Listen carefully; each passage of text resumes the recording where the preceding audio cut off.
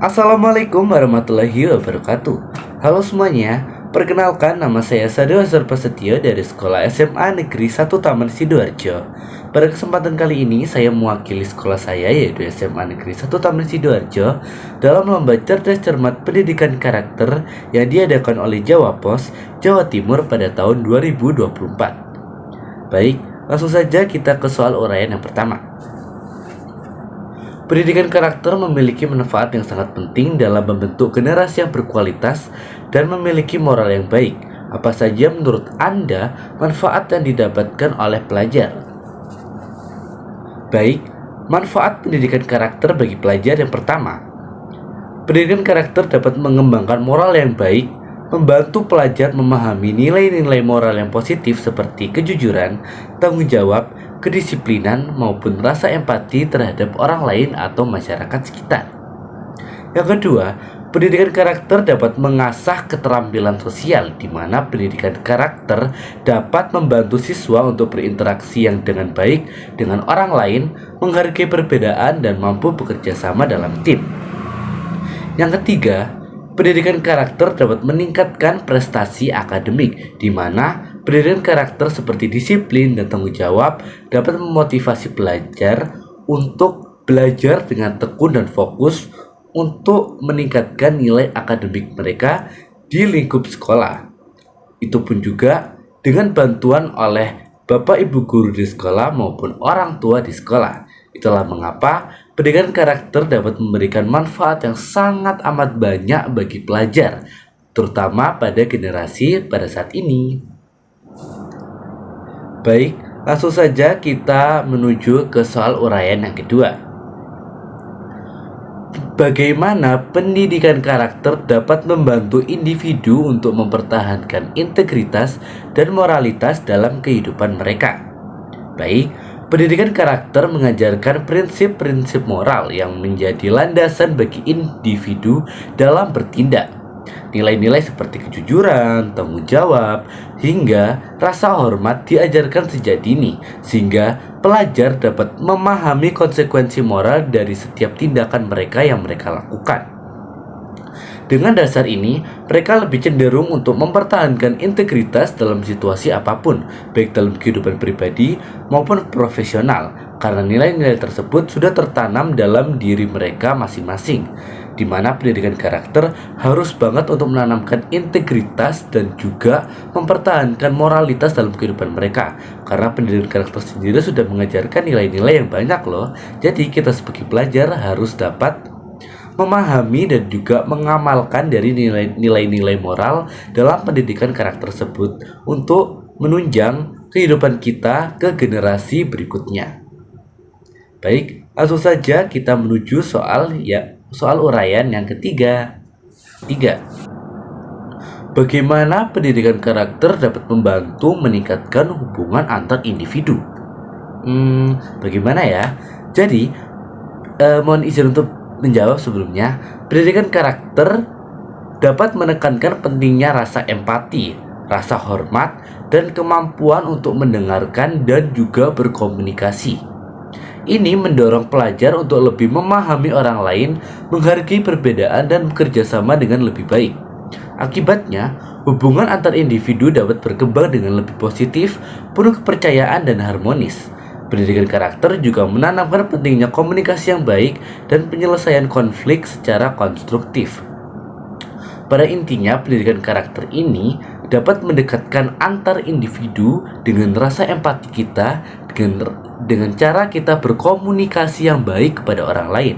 Hal tersebut juga sudah ditanamkan dalam nilai-nilai moral pendidikan karakter, tentunya dengan bantuan oleh orang tua di rumah maupun bapak ibu guru di sekolah.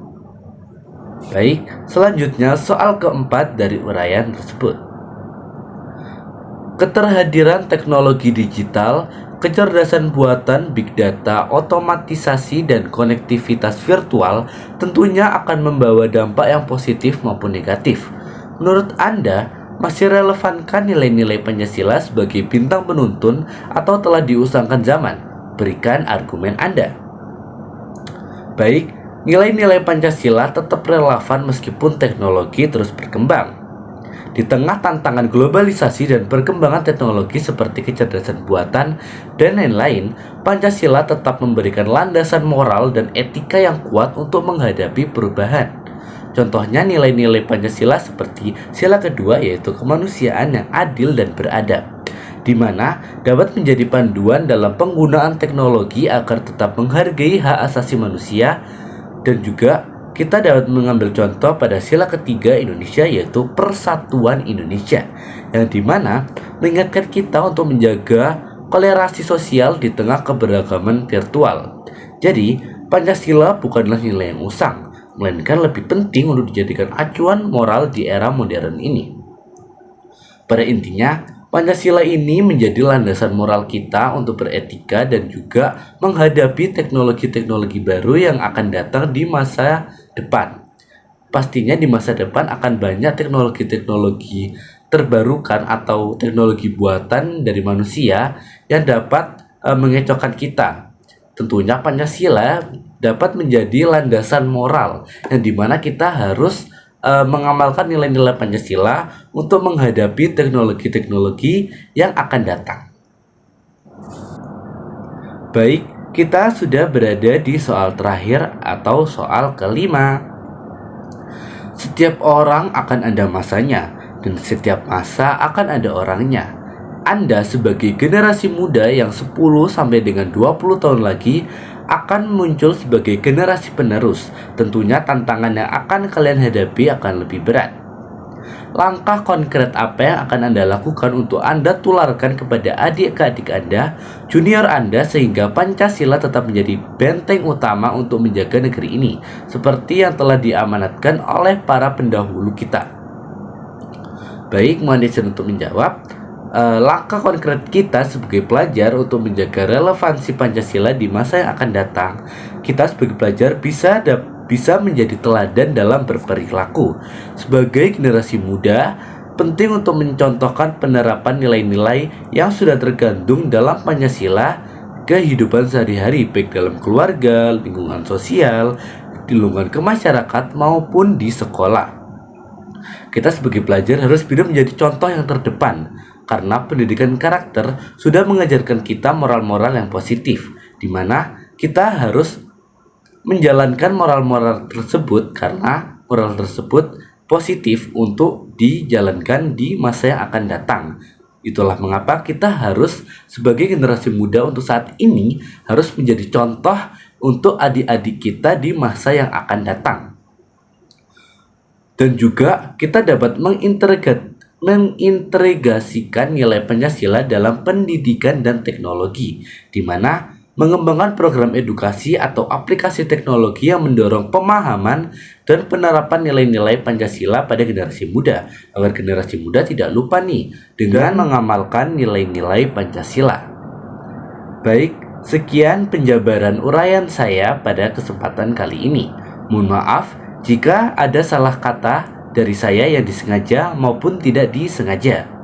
Saya ucapkan terima kasih dan mohon maaf yang sebesar-besarnya jika video ini terlambat untuk diupload karena kendala suatu teknis. Sekian dari saya, terima kasih. Wassalamualaikum warahmatullahi wabarakatuh.